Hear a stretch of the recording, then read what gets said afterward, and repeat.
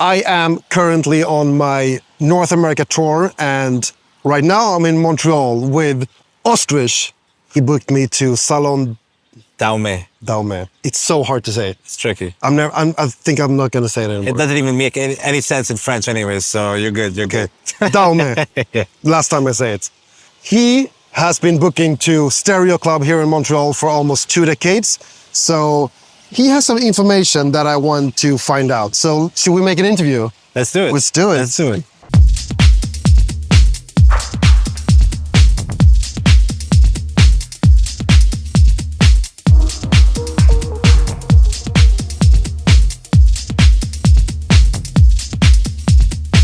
So you've been here in Montreal for 20 years. What made you stay here for that long? Well, I came to film school and I stayed here for the beauty, and I remain here after 2 decades. Says a lot about the city, its culture, and its vibe, really. So if somebody is coming here as a tourist and they want a night out, what's your take? Where would A the night out, the nights are long, so I would say rest up first, go have a great meal, relax, and then let the night take you. You know, I work at a club called Stereo where, you know, the bar starts at 10 p.m. After hours open is at midnight. It's a long thing till like 9, 10 o'clock in the morning. So Is that a typical Montreal thing to have these long nights? it is, in a sense. It's kind of like New York where we don't sleep. There's always somewhere to go after at 8 o'clock in the morning, and then at, you know, noon the next day. And my impression about Stereo is that you have this fundament in the city where everything sort of like circle around it. Is it like that here? Or? Pretty much. It's been going on for like 26 plus years, and it's kind of a testament to Montreal and the older culture of rave culture, where it doesn't really exist these days anymore. That the term rave is kind of bastardized, but it being an institution, everybody tends to kind of be magnetized and like drawn towards going there to see what it's all about. And, you know, the fundamentals they're there. You've got a nightclub, you've got a great sound system, great DJs. Those are pretty much the key elements for a successful nightclub. But how does it work in terms of, because I played at Salon Daume. How does it working when you have this like fundamental, the institution of Stereo Bar, and then you have the other clubs around it? Like you have people like club hopping, or do you have like a specific crowd that comes only to Stereo, or? You have the regulars, you have the diehards, the loyal fans. It will become a destination venue. Every club, bar in Montreal offers completely different styles and different DJs. And it's always nice to go to different places. But then when all the friends are like, okay, let's meet at Stereo, you know, we'll find each other there in like the after hours where... Because you have this pretty specific setup there, if I understand it right. Do you have like 2 rooms? The way it's set up is 2 independent clubs, but they're one on top of each other. Where the Stereo Bar is in the basement. It's open from 10 p.m. to 3 a.m. And then the after hours is upstairs, and that's open from midnight to 10. So the sound-wise, when you're booking artists, they have to be tailored towards a bar atmosphere. Housey, sexy, deeper, you know, alcohol-friendly music.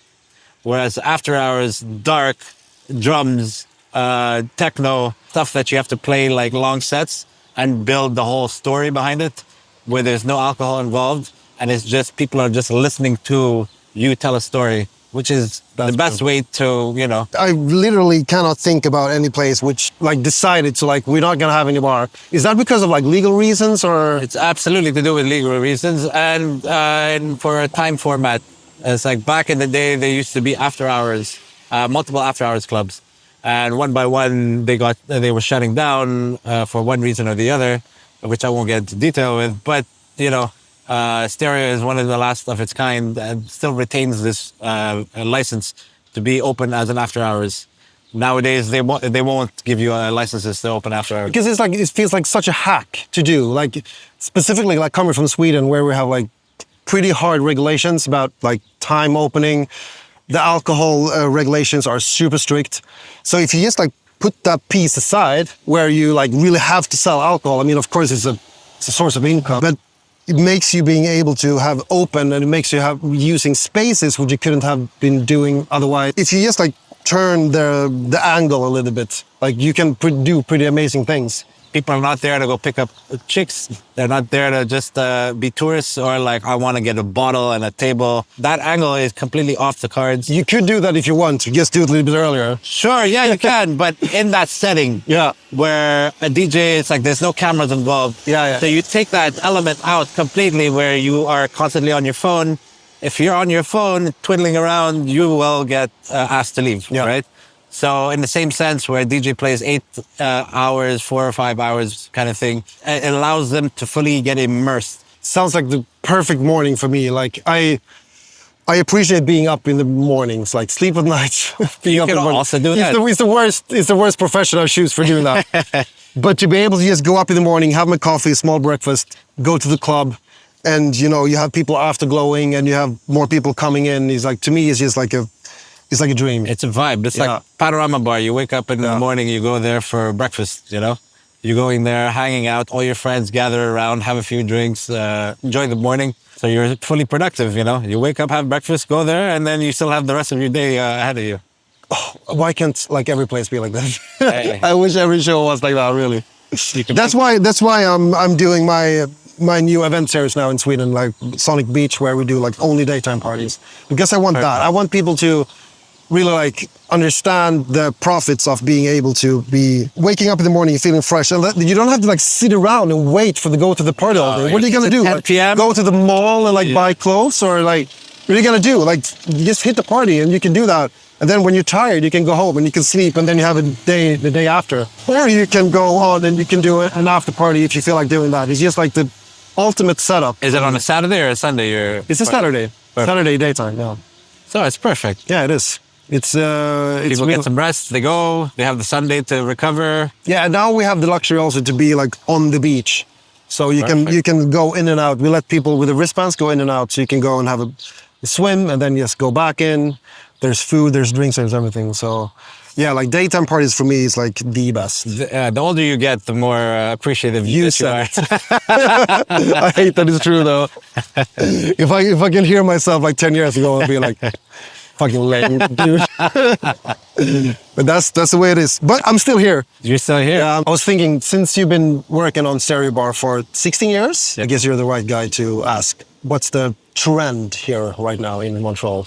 Feels like it's cyclical. Every couple of years is a new trendy sound that gets reintroduced because they all exist. Right now it's Afro House. I'm sure it's a global kind of universal trend that just gets popular until it's not. It could be the next thing in line could be the 2000 UK Tech House.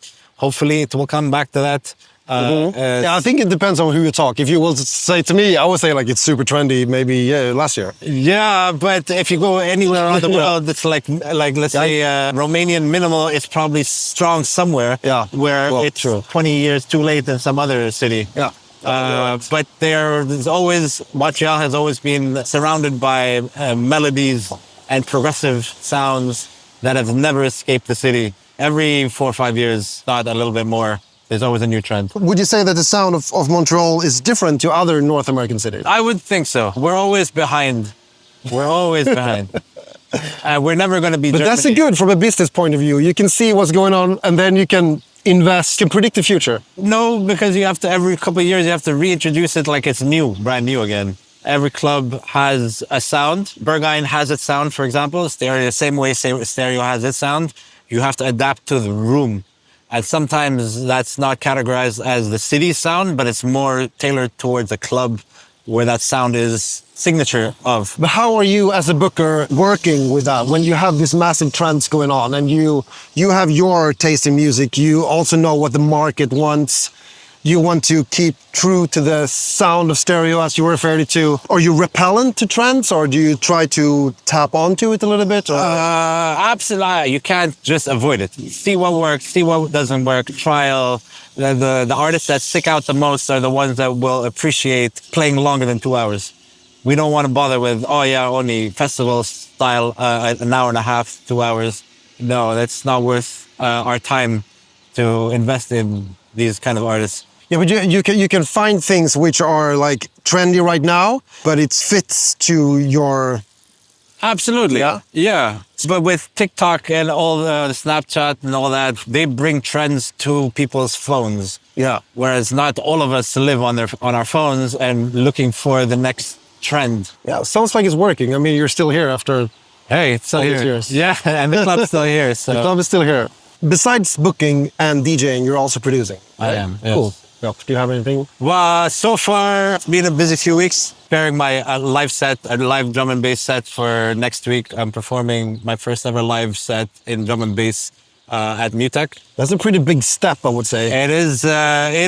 It was a challenge. I took it as something that I needed to do. Have you been playing live before? I've never played live. I've always enjoyed DJing way more. Started as a DJ, got into producing, and then it was only during lockdown where I'm like, okay, let's try different subgenres of electronic music. I was scared to start producing.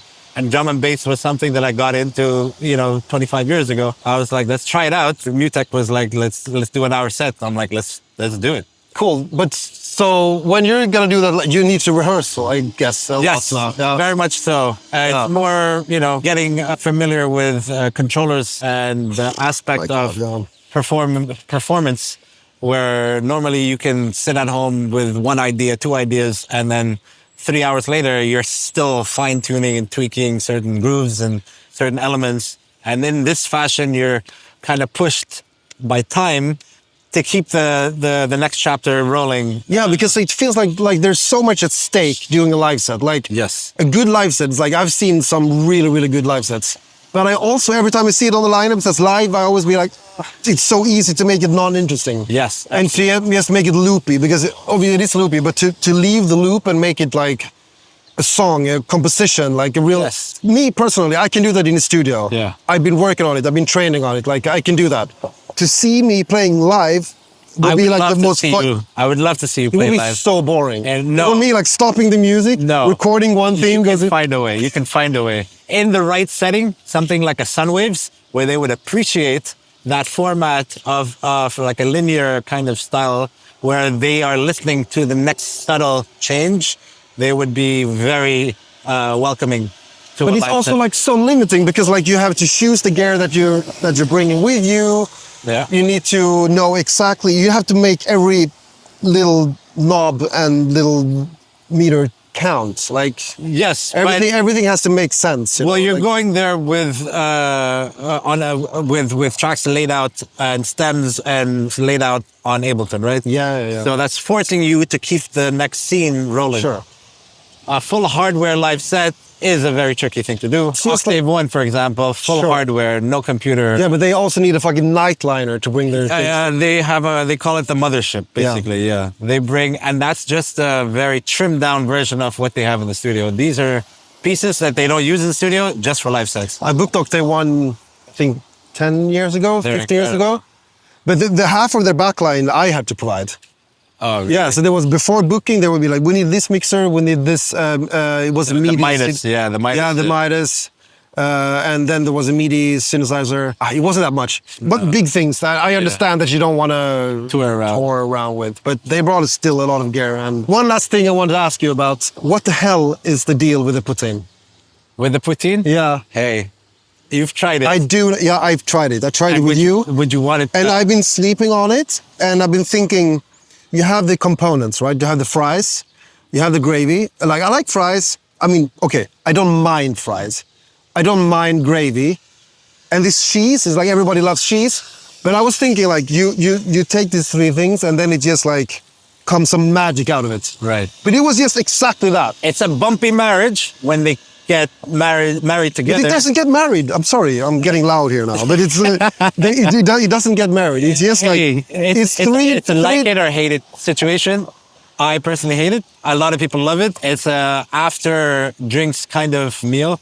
But it's It such a makes low sense. low bar to be like, oh It yeah, absolutely it is. tastes good when you're hangover. Yeah, but I can eat like something fun in a sink.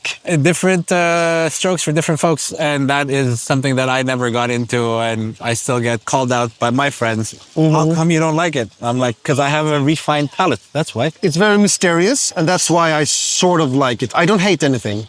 Next time when you come back, it's probably going to be the first thing that you're going to ask me. Let's go back to have some poutine. I guess you're right. It's going to give you trauma to the point where you're going to come back. It's like, let's see if it is PTSD. Because I will be back. Yes. Thank you so much. Pleasure to have you.